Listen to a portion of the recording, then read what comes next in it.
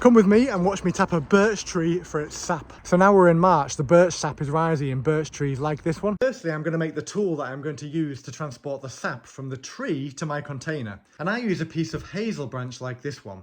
It only has to be 3 or 4 centimetres long and quite thin, maybe ½ centimetre thickness roughly, but it must be a piece from a living branch. I'll explain why in a bit. You can tell a branch is living on hazel because in March it will have buds or even young leaves on it, and they bend easily without snapping, whereas a dead branch will not have the buds on and it will snap easily as soon as you try to bend it. What I'm going to do first is carve one side of the branch down to the point where we can see the pith in the middle. I'll show you what I mean. I personally carve both ends like this, then the middle. You can see here that I've gone down to this green pith at one end and I don't want to go any further there. So my aim now is to achieve that across the length of the piece of hazel. So I'll carry on carving across the rest of the length.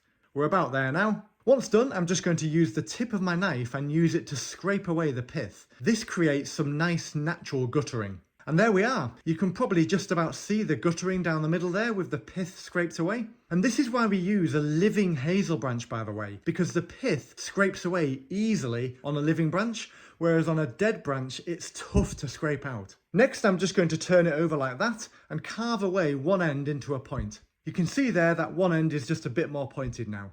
Now that I've got my tool, we need to find a birch tree at least 25 centimetres in diameter, and also just double check the leaves aren't out yet, because if they are, it's definitely too late. I then use my bottle to measure where I need to go into the tree by putting it against the tree like this, and then I take my knife and go into the tree like this at a slightly upwards angle, because remember we want the sap to come out, and if we go downwards, the rising sap won't come out. I then find a rock to use as a hammer to get the knife in, and as I go in, I periodically just wiggle my knife up and down to create a small entry for the tool we made earlier. You only need to go in about 1.5 to 2 centimetres at the most though using this method, so it's not far. And you may see sap coming out onto the knife like this, which will tell you that sap is indeed rising and you are good to go. By the way, if there was no sign of sap rising, I would just seal up the gap like I'll show you later and move on to another tree. Now that I'm in as far as I need to go and have a little gap made, I then put the hazel in with the gutter facing downwards because the sap will cling to the gutter, run down it and into the bottle. So I put it in and you can straight away see sap dripping from it. So now it's time to put your bottle underneath to start collecting the sap.